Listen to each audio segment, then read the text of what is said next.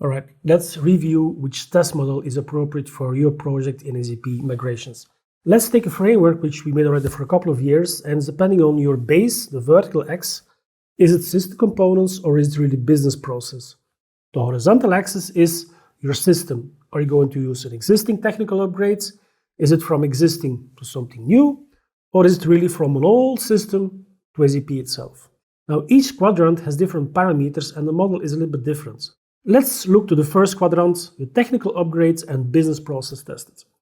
The majority of those technical upgrades need to be cleaned, your SPA and your SPDD processes, which doesn't require that you test all the time. You test one time at the end of the technical upgrades.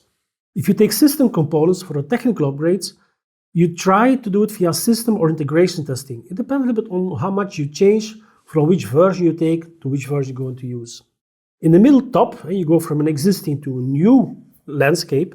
Your business process is the most appropriate test model which you can use, because there you take new and changing business processes, and it doesn't make a difference if you test UIT or SIT or even regression testing.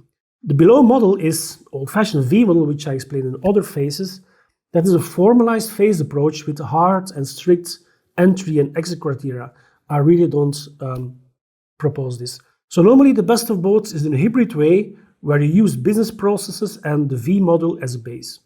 On the right you have the legacy system, which is quite old from an older system, to SAP itself. This means new business process which you need to define, new roles and test as much as you can, as soon as you can, and let validate by the business the first moment of development.